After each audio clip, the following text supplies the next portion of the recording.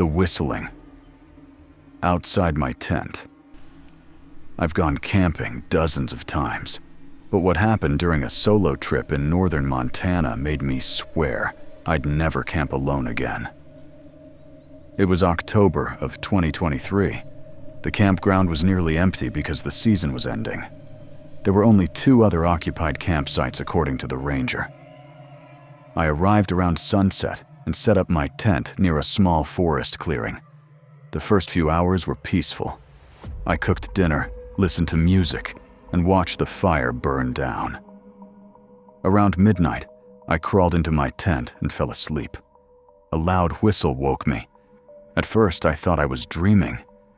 Then I heard it again. A slow, drawn-out whistle. It sounded like someone standing just outside my tent. I checked my phone. 2:17 a.m. I held my breath and listened. Nothing. Then another whistle. This time it came from farther away in the woods. I felt relieved. Maybe it was another camper. But then something strange happened. The whistle moved. Every minute it got closer. Whistle.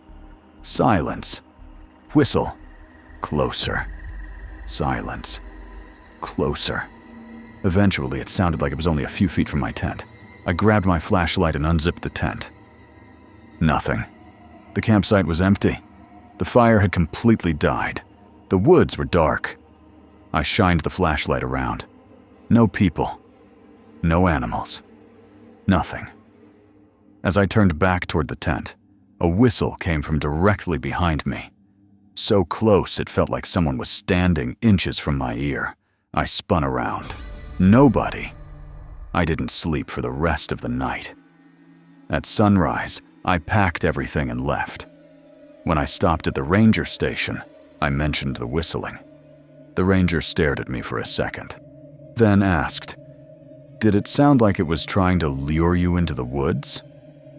I said yes.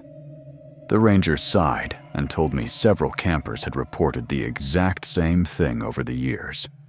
No one ever figured out where the sound came from. Someone was living under the cabin. In 2022, my friends and I rented a remote cabin in Colorado for a weekend. The place looked normal. Small wooden cabin, 1 bedroom, tiny kitchen. No neighbors for miles. The owner gave us a key code and said to call if we needed anything. The first night was fine. The second night wasn't. Around 1 a.m., we heard a loud bang beneath the floor. At first, we assumed it was the cabin settling. Then came another bang, and another, like someone hitting the underside of the floorboards. My friend Jake grabbed a flashlight. We searched the cabin. Nothing. The sounds eventually stopped. The next morning, we found muddy footprints in the kitchen. The problem was none of us had gone outside. The footprints led to a large rug near the dining table. When we moved the rug, we discovered a hidden trapdoor. None of us had noticed it before. The door was unlocked. Jake slowly pulled it open. A foul smell came rushing out. Under the cabin was a small dirt crawl space. Inside were blankets, food wrappers, empty water bottles, and a flashlight. Someone had clearly been living there. Recently. We immediately left and called the owner. He sounded shocked. A week later, he called back with an update. Police had searched the crawl space. Whoever had been living there disappeared before they arrived. They never found out who it was, or how long they had been staying under the cabin. In the summer of 2024, my cousin and I went deep into a national forest in Oregon. The area had no cell service. We brought an emergency radio just in case. On the second night, heavy rain trapped us inside our tent. To pass the time, my cousin started scanning radio frequencies. Most channels were static. Then a voice came through. A man. He sounded calm. "Can anyone hear me?" My cousin answered. No response. A minute later, the voice returned. "Please help me." We kept listening. The man claimed he was lost in the forest. He said he'd been wandering for hours. Then something changed. The man suddenly whispered. He found me. Silence.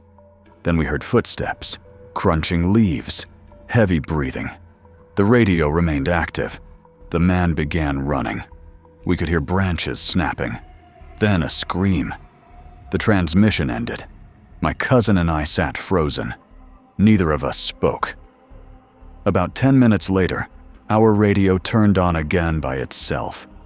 The same voice returned, except now it sounded different. Slower, almost emotionless. It said, "I found you." At that exact moment, something brushed against the outside of our tent. We heard footsteps circling us. One lap, then another. Then silence.